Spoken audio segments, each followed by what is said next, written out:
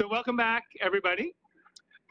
This is our interactive and different plenary. Just a quick question is, how many people have been to a plenary at one of our all hands before? Keep your hand up if you think they're really interactive and engaging. The last one was not bad. Thank you, Josh. So he got a half vote from Josh. So this is an upgraded format, but we're iterating. So last time we did a MoFo only all hands, which now we're iterating by doing a MoFo or plenary last time. Now it's all hands. But we are going to do the same thing. We're going to really look at our issues and the work we're doing through staff and fellows. You already got the update in the town hall the other day. This is really just kind of reflection. And also there is going to be a participatory part, which Sadet and Jen will run, and where we all get to be a part of the plenary. So we'll get to that in about 45 minutes. But just, to kick off on the theme of reflection, and now we're going to talk about product news.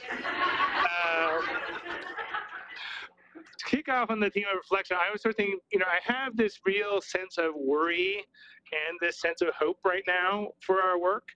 And, rather than just sort of listing off, another kind of things about Cambridge Analytica and GDPR, I thought, how do I talk about that feeling of worry and hope right now? So I actually did go and look into Pocket, and I'm just going to take you through the last 7 articles that I bookmarked, because they actually really had both of that. They had the worry and they had the hope in it, but also gave me some focus on oh yeah, this is the conversation we're in right now. And I warned you, one of them isn't actually in the last 7. I added it for effect. So first one, Renee is going to talk about this article, so I'm not going to go into depth on it, but we all feel this sense that something big has grown, this ad-based surveillance economy that is at the heart of so much of what we are concerned about in terms of internet health. And you'll hear a lot about that as people talk about. And it's actually, in many ways, many times I get the feeling that it's beyond what we could have imagined, beyond what even DARPA could have imagined. So we'll hear a little bit about that from Renee. The other thing I bookmarked, and that was Renee's article in Wired from about 2 weeks ago. I read this piece in Vice the other day, which is this journalist who decided to just think, it's weird that I seem to get ads when I just am talking to friends about things that I've never typed anywhere on the internet, and is that real? And we went out and did a test, and turns out it is incredibly real. That the same kind of hello Google or Siri this or Alexa this trigger words, lots of people are building that into other apps because you've given them microphone permissions, and that actually is driving ad use. It was weird that the journalist's conclusion was, don't really worry about it. So I do encourage you to go read that. I'm worried about it. I think there might be a campaign there. But the other thing, and this is the one that I snuck in, it is in my pocket, but it wasn't in the last 7, is an article that Lynette, who's one of our fellows, did in Quartz a little while ago in early April. And unfortunately, Lynette wasn't able to get here for visa issues, which is sad about, because she was actually going to talk after Renee. One of the things she was going to talk about is how the issues like Cambridge Analytica, the growth of the platforms, the impact of the ad-based surveillance economy on democracy both exist in other parts of the world outside of the US, outside of Europe, including all across Africa. We've seen in particular the Kenyan and Nigerian elections that she talks about in this article having some of the same challenges around misinformation. But at the same time, it's also different. And in particular, this came up as we were doing some of our campaigns. Delete Facebook, which is one campaign that emerged around Cambridge Analytica, isn't an option for people whose whole internet is Facebook, especially if they're using free basics and that's the only way they get on. So she gives a really good kind of look at how to think about the things same and different, which is important to us in building a global movement. And then there are actually 2 articles that were in my last 7 on China, which is a growing number. One, that China is increasingly becoming an export economy for its version of Silicon Valley. It's not just an opt-out of the global Silicon Valley, but in this case, it's that they've sold Zimbabwe, Chinese private companies sold Zimbabwe its facial recognition system as a way to then gather more African data in terms of how its facial recognition system works, but it's being rolled out commercially across Zimbabwe. And I actually saw the other day, I was just showing Steve in the break, I was in a mall in Toronto, and where you barely see Apple Pay in Canada, but there was an Alipay and a WeChat Pay there in a Canadian mall, which was pretty interesting to see that, as something sneaking out into the Canadian market.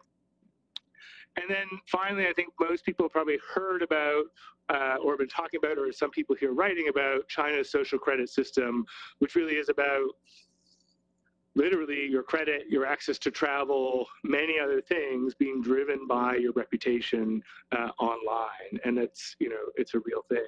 And that's sort of where we sit at the choice of, do we want the Facebook is better than DARPA surveillance society or the social credit society as the two competing paradigms, and the need, hopefully, for a third paradigm. So just to go to a couple more is, where's the hope in all that? Because it's sort of despairing. And the three other things I found in that set of Pocket articles were Jonathan Zittrain from Harvard did this piece in the Times, I think last week, yeah. And it talks about proposals for a different Internet of Things. And frankly, his proposals are interesting. I would say that Julia and John and Peter have better proposals. But it's really helpful that that's a conversation that is really starting to grow. It's not just something that, I remember back to John proposing and doing the physical app store at MozFest in 2012. And I was like, that's a really stupid idea, but let him do it anyways. And it really has emerged into this set of work, and us really, digging in on these issues with concrete proposals like the trust mark and other things. And so that's exciting, and to me, there's a lot of hope in that. There was a piece in Wired, it's a little bit older, but I just added it to Pocket this week, I guess, because I just came across it, around how the decentralized internet, or the idea that we re-decentralize the internet, which the Internet Archive and others have really championed, is actually usable. And we've got people, including one of our fellows hosts this year, who are working on that, a decentralized browser. And, it's here, but it has some glitches. So it's not, how many people are using a kind of decentralized browser alternative? Oh, really? Yeah. Thank you. But yeah. Well, no, it's good, and I think that that's a lot like how many people would have put up their hand of who was using Mosaic in early 1994, and so that to me is a kind of piece of hope as well, is that people we know, in fact, people we're funding, are building these alternatives, and they can become real, they can become big, and they can become disruptive. And then the last piece that I had saved in Pocket is this, which is kind of double-edged sword, but last week, I guess, was the 5th anniversary of the Snowden revelations. And so this was a piece where Snowden was interviewed in The Guardian. And the people are still powerless is a sad statement, but the fact they're aware, and the fact that there are so many people who we are connected to who are trying to shift that powerlessness, the combination of that awareness and the fact that so many people are out there doing the work, including all of us, including our allies, including everybody who comes to MozFest, that gives me a lot of hope, because there's a chance, I think, to write a different set of headlines for the next 5 years. And that's, I think, what we're all here to do. So that's just that's what's in my Pocket. I would love to see other people's last 5 Pocket articles and share them around. But it was interesting. I didn't expect that. I was trying to think about what to talk about and looked at that last night. So to pass it on to some other people who are going to talk about where we are right now and the work, I think that the framing of it is a lot has changed, certainly in the 2.5 years or so where we've been talking about internet health. And, as Jesse said, for me, the experience is it's easier to explain our issues as we've talked about internet health and bringing these concepts into the mainstream. It's also an environment where people are ready for it and they're aware. And so what we're going to do now is kind of go into a little bit of that your data and you theme, which is an attempt that many of us are working on in terms of how to reach people, help them feel less powerless, tap into that awareness. And so first, Renee is going to talk just about the bigger picture issues, and then Melissa and John and Kasia are going to talk about some of the work, both that we've done around data and that we're going to do, and really dig into those core tools, the Internet Health Report, our fellowships and awards, and our campaigns, which of course are underpinned by MozFest and our open leadership community building work. Talk about how that stuff comes to life in terms of moving our issues forward. So I'm going to start with Renee. Come on up. And Renee, as she introduced earlier, is our Misinformation Fellow in Residence.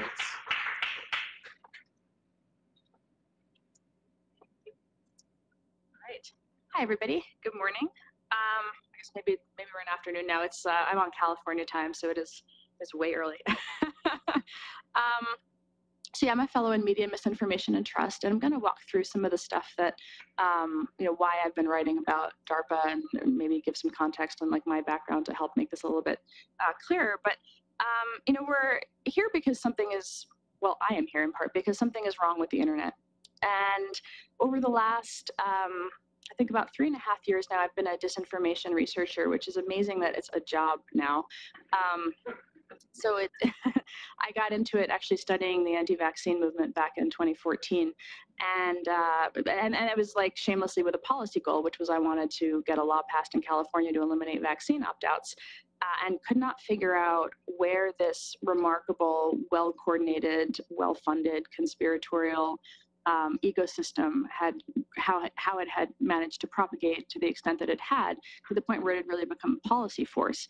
And ironically, Devin Nunes, one of our esteemed congressmen from California, had released a couple statements back before Trump was elected, so again back in 2014, talking about how his own experience in internet advocacy had really changed as a congressman. He said he used to get 10% kind of crackpot conspiracy theories about how the chemtrails were poisoning his constituents, but at some point it had switched, and his office was now dealing with like 80% kind of nonsense inbound, and he was perplexed, actually, back when he was still a reasonable person 4 years ago, by what was happening on the internet.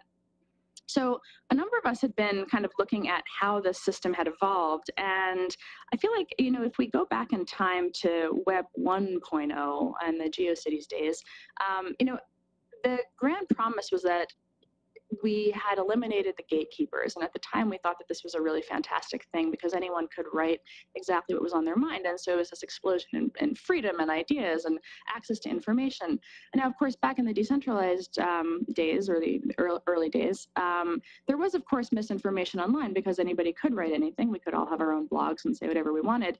But it was a little bit different because the algorithmic curatorial systems hadn't really been built yet, and consolidation hadn't happened in the way that it has evolved over the subsequent kind of 10 years.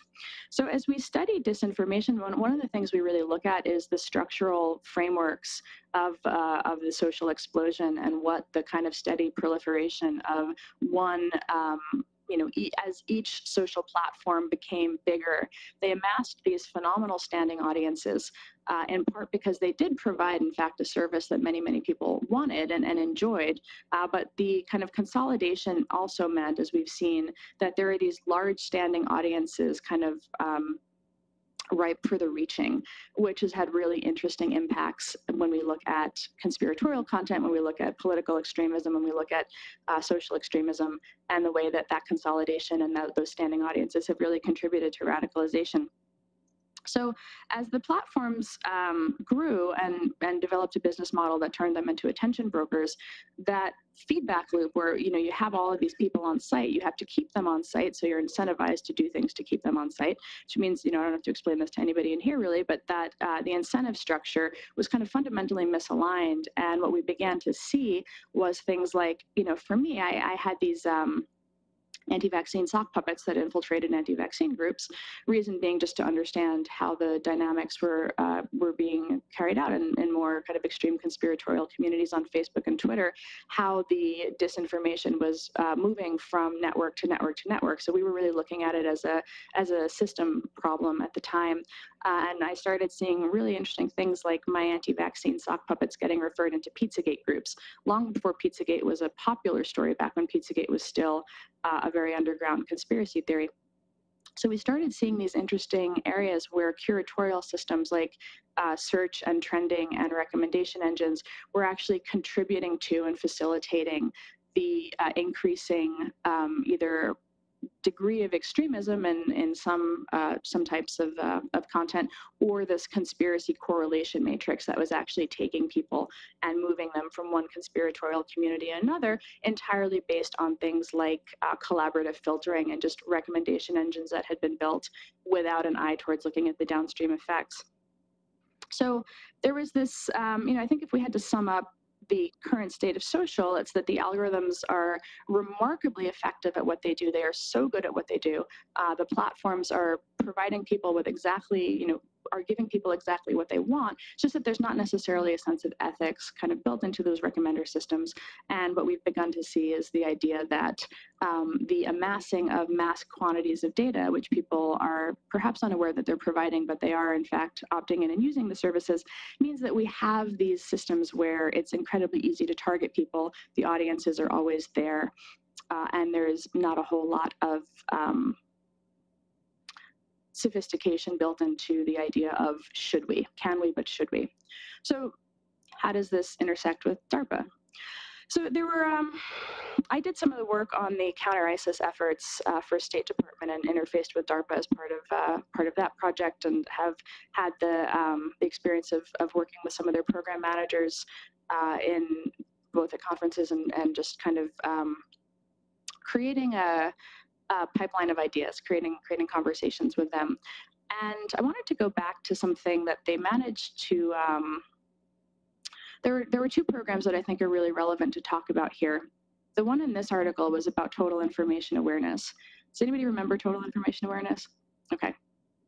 So total information awareness was started after September, well, was introduced after September 11th. So the idea was that you could gather all of these different types of data, credit card purchases, travel records, who your dentist was, you name it, everything that you could possibly imagine. And that if they could link these databases, if DARPA could link these databases, it could potentially mine them for indications that either a person was had kind of terrorist proclivities or was actively trying to carry out an operation, was being radicalized, or that there were certain signatures that they could look at to detect and prevent terrorism. So it was a really interesting idea that horrified everyone. And so it was universally, I believe it was a unanimous decision by the Senate, bipartisan decision to shut down funding and to kill the program. They saw it as a mass dragnet. Why would we allow the government to have this, the degree of information that they had amassed? Interestingly, what we saw was that the public and the senators were horrified by the very idea that total information awareness could be a thing. And then very shortly after, Facebook started.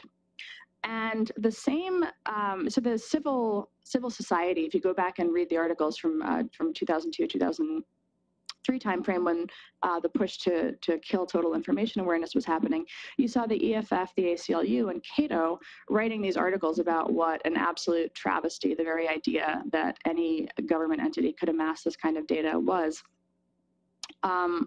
Those same civil society organizations have not said very much about the exact same degree of consolidation and amassing of data being carried out in the private sector. Now, of course, the government can come arrest you, and Facebook can't. But at the same time, there's been this really remarkable sense that we don't want the government having access to this degree of information, but we're perfectly fine with private sector companies continuing to consolidate. There was another DARPA program that was also really interesting that isn't in this article, but trying to figure out how to tell that story. And that's the story of social media and strategic communications. SMISC was the program. Has anybody in here ever heard of it? SMISC was a program, and it ran from 2012 to 2015. And this is the mission statement.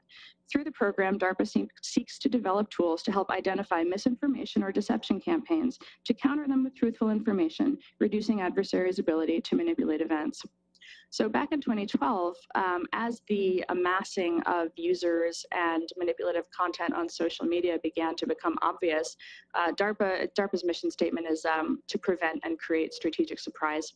So the idea is that there's always somebody. It's a great mission statement.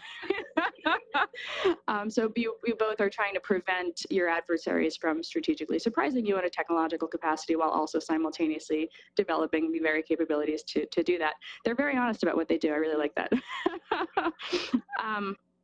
But the interesting thing about SMISC was that this was the program, the DARPA Twitter bot challenge. There was a detection challenge to detect bots on Twitter back in 2013, 2014 timeframe.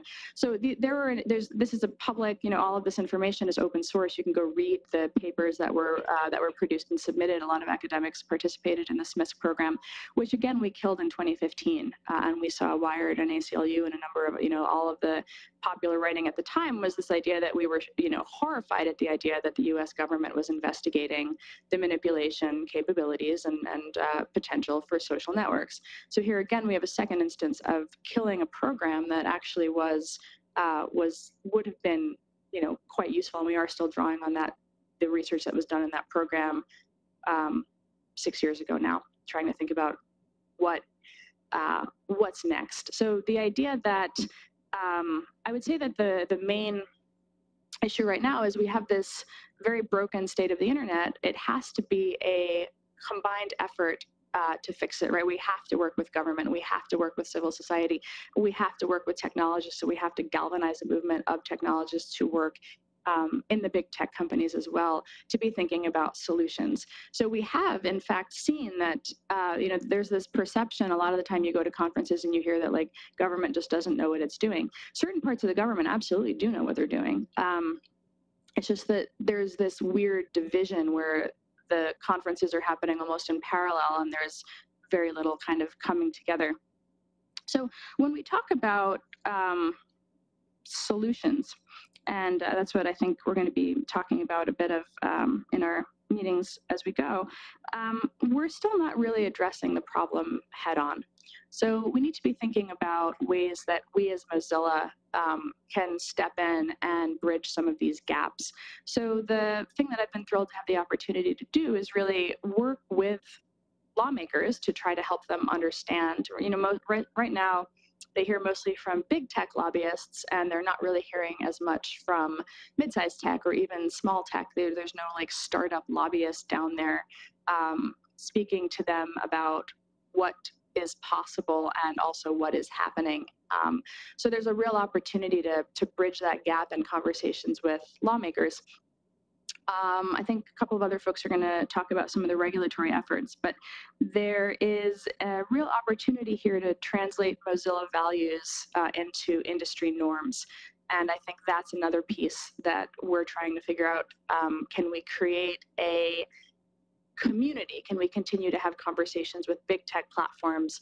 But also, what are the areas where, since we have this unique DNA of being both technologists ourselves that really understand what is possible and how it works, but also have this strong commitment to freedom, to internet health, and to creating creating the ideal form of the internet. And so how do we take our unique DNA and really get that out there more? So I think there's a combination of needing to reach legislators, needing to reach the media, and needing to reach people directly.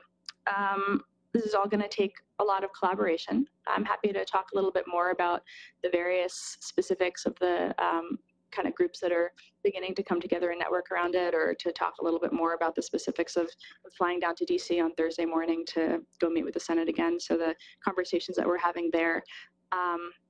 And just to say that, there's really a remarkable moment right now where everybody is listening. People are beginning to be aware of the kind of contradictions and bad choices that we've made over the last 10 years and to begin thinking about solutions.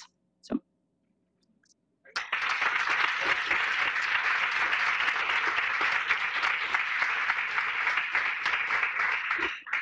Thank you, Renee. I think everyone is listening probably has two meanings as you say that. And I didn't actually say it explicitly, but you played the worry role in this talk. Certainly, I mean, it really struck me in that article, the thing that everybody rejected in total information awareness being a thing that we've actually built a bigger, better version that we also know from Snowden the government can access, in addition to having these other effects, is a pretty stark thought to sit with. And we've all opted into it, not just opting in kind of thoughtlessly to terms of service, but we all use these services and wish they were different and wish they were better. So we now switch to the hope portion of the conversation, because we're all in the business of trying to call this stuff out, bring together a set of people who want to make it different. So we want to just step into a little bit of reflection on that, looking across 3 of the key pieces of work that we do in that direction through the Your Data and You lens, both what we've been doing and where we're going, and then we will go into the interactive portion. So Melissa's going to kick us off by talking about our fellowships.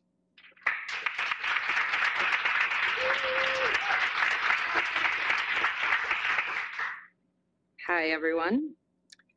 So these are my parents, May 1975.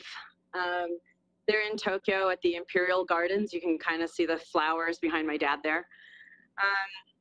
A few weeks after this photo was taken, they got married with the promise that they would leave Tokyo and live in London and New York for the rest of their lives. And my mom would spend time in Paris and paint and learn French, and that they would never have any children. Life had other plans. My mom she became a teacher and realized that she wanted to have kids of her own. My dad's company moved them to London and New York, but life never really was what they wanted. So they stopped thinking about what they wanted in the moment and started thinking and planning and building towards the future that they wanted. 2 kids, 40 years later, still living in Tokyo. My mom's still dreaming of one day speaking French. They're living a life that they never could have predicted in 1975. But the one thing that has stayed the same is that they go to the Imperial Gardens every May, and they take photos, and they send these to my brother and me. Oh, one thing that didn't show up there, my mom's making that face because she's pouting because there were no flowers in 2016. And they really need to work on their selfie game, and we know that. But it's like this magic, right, of photo and voice and messaging technology that has kept us connected, kept me up to date on their shenanigans, and kept them feeling like they're still a part of my life. Last year, my mom arranged it so I could wish a happy 100th birthday to my grandfather on FaceTime. You can see me in the corner. It's a little dark, but I'm there. He loves all things techie. He was an engineer throughout his career. But even he never imagined that he could talk to his granddaughter through a phone, and see her through a phone, I should say, when I was living 10,000 kilometers away. And I speak to him relatively often, and he's always baffled. We never get much of a conversation because he's like, seeing himself, seeing me, doesn't really quite understand how this is all working. And it really is truly amazing technology. People say they never imagined a future like the present we have today, and they're probably right. What they imagined isn't what we have today. You remember the Jetsons? In the 1960s, they were dreaming of robots that were part of family. Rosie took care of the kids. She helped them with their homework. She cooked for the family. She made sure that George Jetson, his cholesterol didn't get too high. She took care of the family. But what did we get? We got Roomba, spreading dog shit around the house and mapping our houses for money. Rosie never shared the Jetsons' personal data with that big company, Acme Corps. The worst parts of humanity are really holding back the best parts of technology. And it often feels like greed and fear are what's driving the creation of this stuff. We see it, we've heard about it, we don't like it, and that's why we're here, right? To demand better, to make sure that our lives are not commoditized, and to build something better altogether. So you'll hear from John about how our campaigns are giving people a voice to tell companies to do better and to be better. You'll also hear from Kasia about how the Internet Health Report is setting this agenda, setting this vision for the world that we want and the world we're creating together. We're doing this with fellows too, who are fighting for a better future. The fellows and residents, they come to us with expertise, their own networks of amazing people, and they help us figure out where to go next. Steve Song, who is here this week, brings his lifetime of experience in telecommunications policy and connecting the unconnected. With us, he's raising, let's say, the next generation of policymakers to be more like Rosie and less like Roomba. He does this by talking to policymakers about important issues like net neutrality and good data protection policies. Steve helps us design and fund a program to train a whole group of today's engineers who will one day be policymakers in their own countries. Through workshops, he's helping them, these regulators, build a better connected future. Steve is also bringing new thinking into the movement. Right now, he believes, actually, no, it's not right now you believe. He believes that the lack of access to the internet is the worst net neutrality violation of all. It's a really interesting argument, and I think you should ask him about it this week. You know Renee just spoke. She's doing a lot. And the piece on misinformation, a lot of the conversation around misinformation right now is causing like knee-jerk reactions from governments. For example, there's a bill in California called the Bot Bill that's asking all bots to declare that they are in fact bots. And on the surface, this is great. We should know whether we're talking to a human or a bot. But the bill reacts to the problem of Russian bots influencing the US elections in 2016, and it could really hurt freedom of expression online. So while the law could help us, or if it became law, it could help us deal with some problems that we have today, it could also really create irreparable harm for the future. Renee is discussing this legislation with EFF to find balance and make sure that the potential of a better future isn't hurt by the decisions of today. She also brings together, thanks for slacking me. She also brings together researchers from companies like Google and Facebook and Reddit to talk about the big problems that we have right now. And thanks to Renee's work, we're bringing on more fellows this fall to conduct research about the effects of misinformation around the world, as well as to talk to and educate politicians about misinformation, about artificial intelligence, so that they're not so reactive. It's kind of like Renee's work helps platforms and governments figure out that cool technology like Rosie doesn't have to track us like Roomba. And we have John, who many of you know. John's previous work, which Mark also alluded to, helped us imagine a bigger and better world with IoT. This technology is so cool, but right now, the amount of data it's collecting and sharing makes the world feel a bit dystopian. John's work continues to evolve, and with Mozilla, he just won an incredible grant from the European Parliament. And this money will go into the network that he's been cultivating and supporting throughout his career.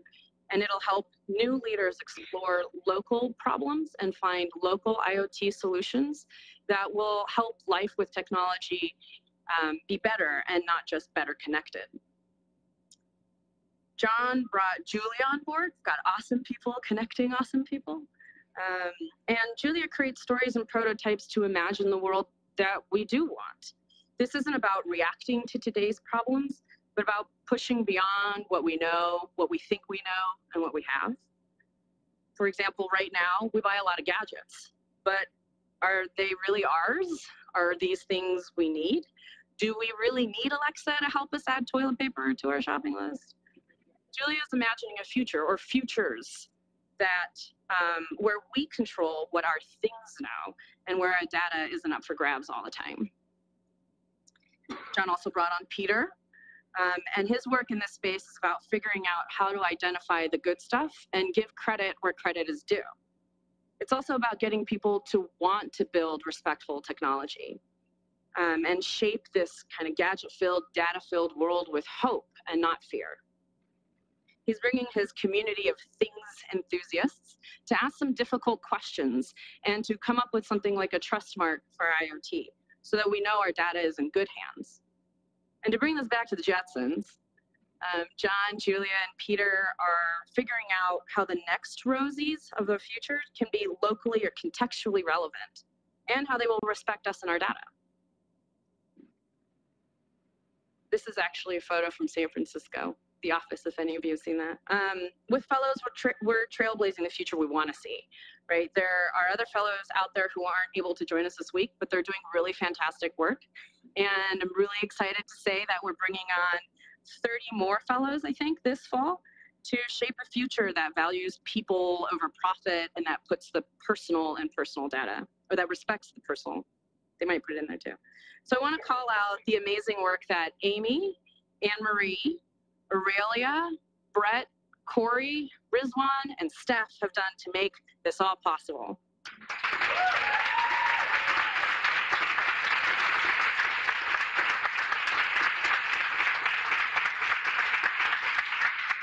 We're announcing the next group of awesome fellows soon, so please ask them about them.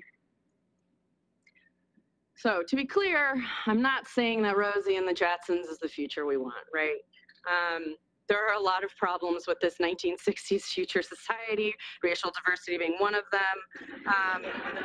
But those of you who watched the show might remember that they lived in this sky-high apartment because Earth at ground level was way too polluted. Sci-fi in the mid-1900s already figured out that the people in the future would be dealing with the problems that they caused. But instead of designing a world where they reversed pollution or made it better, they just built on top of it, literally. But we're ahead of this. We figured out that we don't want our future to be hamstrung by the mistakes by our short-term mistakes. So we're designing and building a healthier internet today together. We're on solid ground, and we have an exciting and busy road ahead of us.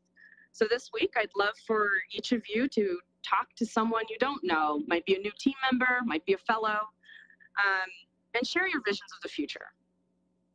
Up next, here's John Lloyd to talk about how our campaigns are giving us voice to fight for better data security and a better internet health.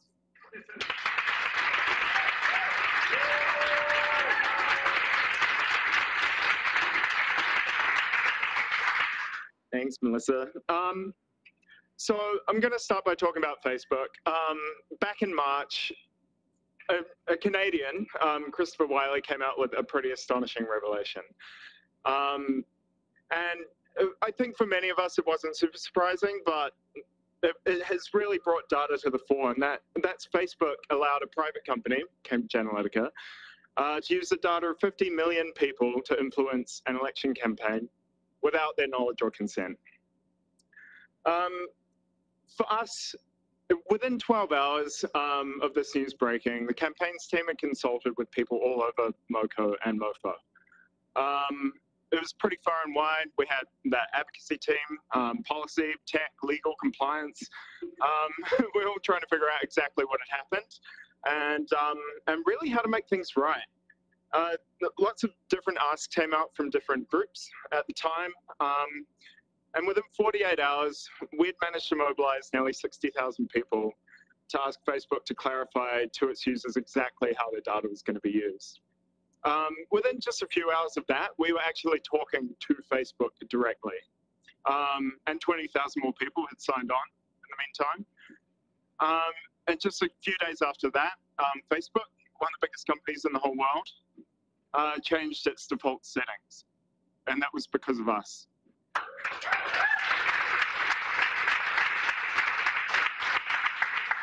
It doesn't stop there. As Congress in the US geared up to question Zuckerberg, we asked Facebook to stop advertising to us using cross-site tracking. So cross-site tracking is creeping you around the internet, checking out what you were doing when you weren't on Facebook. And really, the hopes for us were that someone in Congress would see and ask Zuckerberg. So they did. Facebook was questioned about cross-site tracking multiple times by different Congress people and senators. And then when the EU hearings with Facebook were going to be behind closed doors, we were also there. We were there to demand transparency that the hearings deserved. And the hearings they were live streamed and they were watched by millions of people around the world. these wins are really important. Wins like this against huge companies like Facebook are cementing Mozilla as a loud, fierce advocate for protecting consumers and the most sensitive data. Structurally, we were pretty ready for this moment. Luckily, thanks to the amazing work from our tech team and our data people. Big shout out.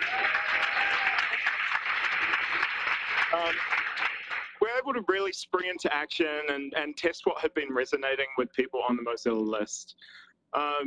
We achieved that through doing some warm-up campaigns just a month before the Facebook news came out. But more importantly, we're really ready to open our doors and work alongside like-minded consumer rights organizations, not just in the US, but really across the whole globe. We're not alone in this space. And while we have a lot to learn, we also have quite a lot to offer. We're leading by example by working open.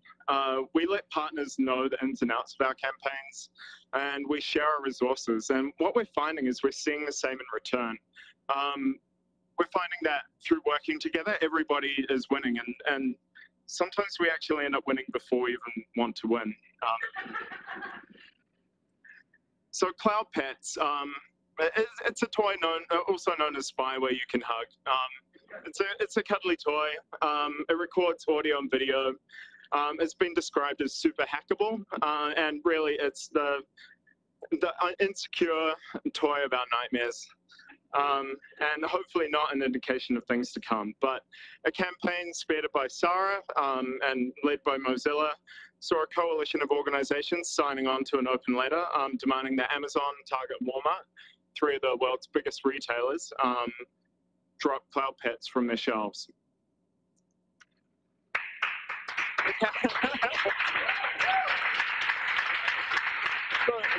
So the campaign was so successful, we didn't even have a chance to mobilize our supporters. All three retailers dropped Cloud Pets within a couple of days of the open letter being accidentally leaked by one of our lovely partners. Got the date wrong. And just this year, here I am. I was down at the Consumer Financial Protection Bureau in front of Trump and Pence there, delivering 30,000 signatures to force it to protect consumers on the Equifax data breach. Earlier this year, we had thousands of Indians sign on to an open letter, which was published in the Hindustan Times. It's read by over 10 million people every day. And that was to make sure Indians' right to privacy would be upheld in the privacy law, which we're hoping to see the draft of that this week. And tomorrow we're going to be asking Europeans to call their member of European Parliament to stop new copyright laws from coming into force. And these copyright laws really would decimate the freedom and openness of the internet as we know it in Europe. Ultimately, the future for us is going to represent a continuation of this work. And we're going to be focusing more on companies quite consciously because they're large entities that can enact change and quickly. So when left unchecked, corporations don't let anything stand in the way of bigger profits. But they do have a weakness. The biggest corporations in the world rely on ordinary people like us to keep them in business. We're their customers, we're their employees, and well, we're not their employees, but people are, and we're often their investors. And when we act together, we can be more powerful than they are. And oddly enough, we can actually help them become an advocate for change themselves. So this was World Oceans Day on Friday. This is in London.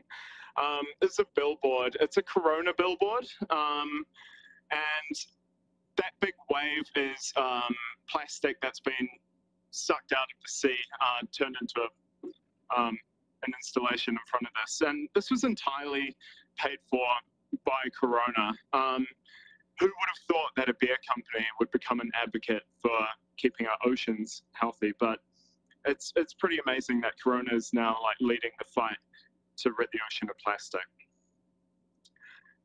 So this year, we're going to continue our rapid response work that we showcased so well with Facebook and our Equifax campaign. Right now, the world is really looking to Europe as a leader in protecting consumer data, and that's happened a lot with GDPR. But there's also an e-privacy framework, the copyright law that I just mentioned before as well. So we're going to be investing a lot more resources in Europe because we can see that what happens in Europe is having a global effect. And we're really going to continue to be a leader on IoT campaigning. Ironically, thanks to Facebook, data is having its day in the sun. And corporations are more aware and more alert than ever about the effects that it's going to have on the world around us. So together, we're going to continue this great work. And up talking now about setting the agenda on how our data is used and the role that the Internet Health Report plays in that is going to be Kasia.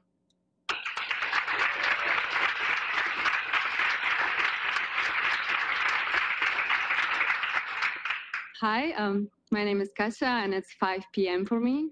So please bear with me. I have this strange mix of getting more and more sleepy and adrenaline kicking in right now.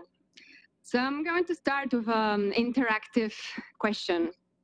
Do you like yoga? Raise your hand if you like yoga. Well, that's a fair amount. You're just like me. If you ever come to Berlin office, you will know that I encourage everyone to attend our Thursday morning yoga classes. So probably now you're asking yourself, oh, great, Kasia, yeah, that's nice. You're making us look at this picture of this funny yoga pants. What does this have to do with internet health and the report? Well, I'll tell you. My passion for yoga turned out to be a bit dangerous for me. In 2017, I thought I deserve a professional, great, American-made yoga mat. So I went online and I ordered one.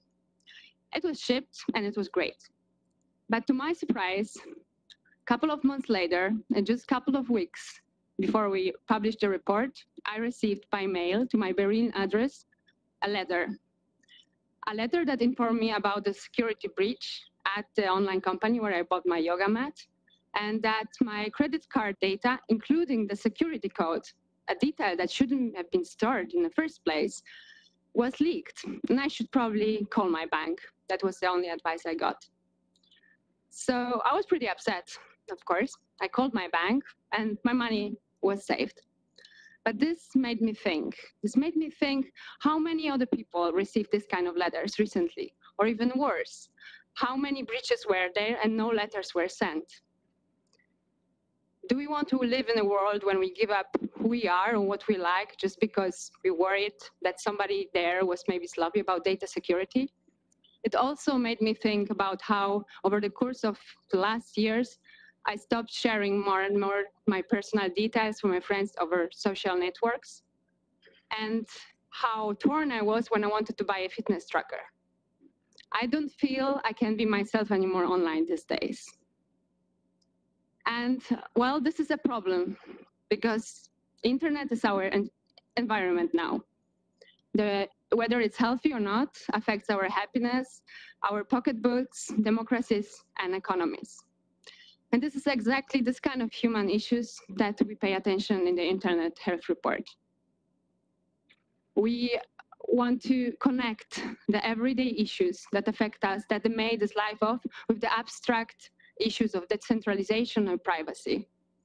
We write the report for the people in the movement who want to understand the issues a little bit better and want to know what to do to motivate people to make internet healthier. The report covers the big 5 internet health issues I'm sure we're all familiar with.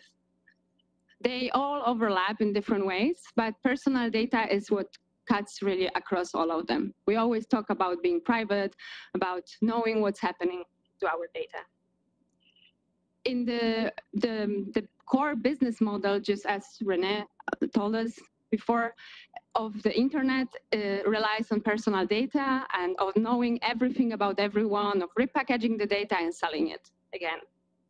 In the report, we look at the very broad possible range of factors that affect the internet health, but we highlight 3 main topics that we found the most important in the last months. And they all also, of course, have something to do with personal data. We talk about securing the Internet of Things, and the billions of devices that will come online in the next 20 years. We talk about misinformation and the broken ad economy behind it. We talk about too big tech. So we wonder, are the big technology giants too big? Should we do something about it? Relying on the business model I just mentioned, they're getting more wealthy and powerful, and the data that they collect is easy to be breached by unethical hackers, and then it can be misused to deepen even the divides that exist and discrimination. Beyond the spotlight articles, we also look at everyday examples of people who are affected by these models. We talk to a ransomware victim or to a cryptographer and activist in Egypt. But the core strength of the report is that although we have a very powerful and great team with Solana as our editor, Sam is our boss, Jairus, Amira, and myself, we actually wrote the report together with all of you, with an army of people and staffers from across MoCo and MoFo, with the fellows, so many of you, and with many organizations like Wikimedia, Ranking Digital Rights, or the Web Foundation, and many, many more, really. We almost had 200 contributors from all around the world, and I'm talking here about really substantial contributions. So we worked and worked many months hard, and then the day of the launch came, and well, I forgot to mention one more thing, very important. This slide is about saying a big thank you to all of you, because we created it together. So thank you. Actually, the most important slide of the whole presentation. Thank you for being, thank you for being diligent, thoughtful, creative, and above all, patient with all of us. I think we can all be proud of ourselves. And this is just the beginning. So we worked and worked very hard, and the day of the launch arrived, and this happened. Well, when we started to work at the report, we could never have planned for this coincidence, that just at the exactly very day when we launched the report, when we hit the publish button, all the eyeballs and all the cameras were targeted at the American Congress where Mark Zuckerberg was testifying. Well, I started watching it myself as well. And we were a little bit scared. We held our breath because we thought, we don't know, will this overshadow our publication? Will it go under in all this media mess? But it quickly became apparent that we hit the momentum. While the headlines about Cambridge Analytica, about data and privacy hit the mainstream media, it quickly became apparent also that people are looking for answers, that they know something's wrong, but nobody could really understand and explain to them what was wrong. So we were the right report in the right place. We got exclusively positive coverage in major tech publications in the US, UK, France, and Germany. And the especially great thing about it was that contrary to last year, when the media mostly reported about the sheer existence of the report, this year they really dove into the issues. The journalists maybe started the interviews with the Cambridge Analytica, but then they went further and picked up on the issues we raised, like digital colonialism, internet shutdowns, and many more. Above all, we wanted, however, the internet to be received as a resource.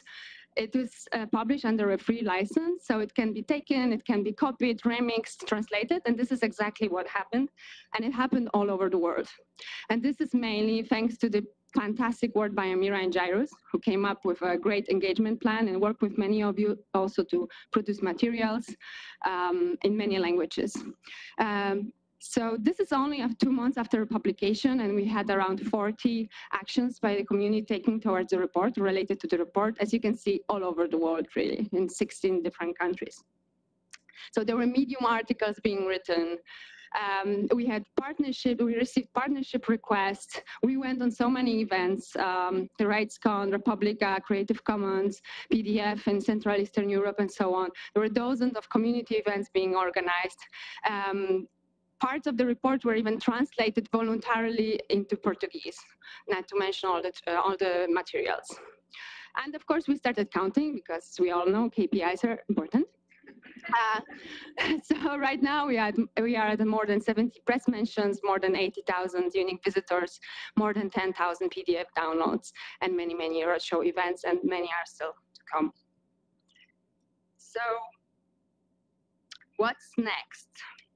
We are at the very start of what the report can become, both for the movement and for Mozilla.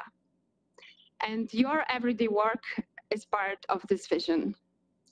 We all work on internet health and are actually defining what this means. You nurture fellows, you are the fellows, you train open leaders, you create conditions for Mozilla to thrive, launch amazing advocacy campaigns. I was really, really impressed by the latest with Amazon. And this is exactly what the internet is for and what is it about. So we don't want you only to contribute to it. Of course, we want you to contribute to it, but we also want you to use it, to take it and to integrate it into your work. And this is also something we're going to be talking about in the next days. So let's think together about how can we make this connection click really between the everyday experience, the human experience, and the big issues. Now, sometimes it's just a little thing that make it click. Sometimes you need to receive a data breach letter from a yoga company. Well, hopefully it's not going to be as traumatizing for everyone. Hopefully we can help a little bit. So we are still a long way before we back to yoga. We still have a long way before knowing what we're going to put into the next internet health report. But surely it will have something to do with the personal experience of the internet, whether we're going to be talking about smart cities and how they affect our freedom to move privately or assemble publicly, or maybe we're going to be talking about cyber warfare and how our everyday devices can be turned into weapons for DOS attacks or similar. We cannot divorce the personal from the global when it comes to the internet. So when my data was stolen, when I purchased the yoga mat, it wasn't an attack, personal attack on my freedom. Nobody was trying to stop me from working on my personal health. But each time I roll out this yoga mat, I think that the ease with which I purchased the yoga mat online, it comes at a price that our society is still about to realize the full extent of and consequences of. The problems of the internet are personal, and the human risks are above concentrated around personal data. And the data is my data, your data, and everybody in my yoga class. So maybe we're still not able to really articulate in a short-handed way what the internet health really is about. But for me, aspirationally, at least, I think internet is healthy when it makes us all go, Thank you. Back to Mark.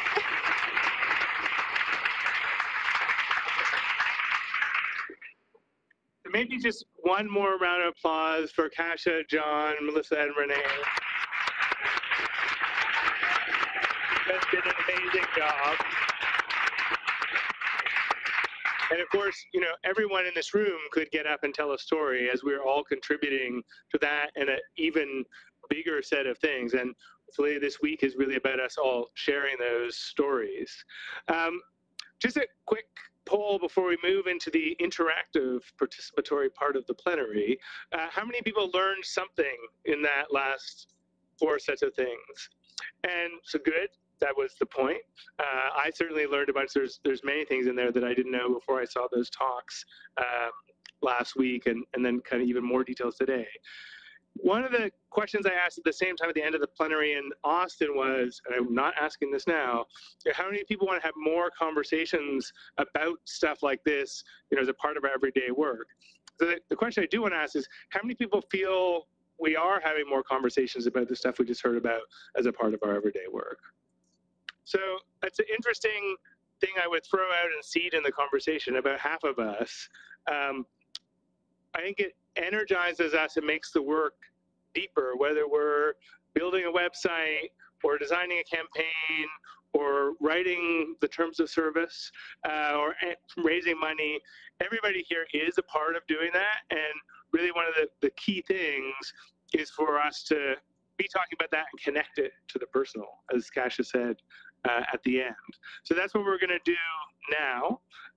Certainly, we're at a spot where the public is listening on these issues, or we're at a spot where we're doing a lot on the data, personal data set of themes, as you've seen, and it's much more expansive even than what you have seen.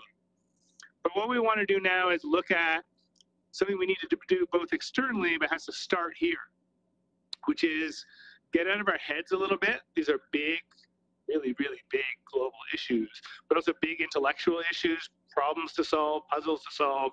We actually have to connect that head part and sometimes get out of that head part to the heart part. So what did it feel like to get that letter? Or what is our experience at a heart level of these issues? Why do we actually spend our time talking about this stuff, working on this stuff? So that's the invitation, not just for the next half hour, but especially for the next half hour, to really kind of make that head-heart connection and get into the heart part of it. And Sadet and Jen are going to come and lead us through that. They did this exercise with a smaller group before. I thought it was amazing. So I'm really glad you've offered to come and do it again here. So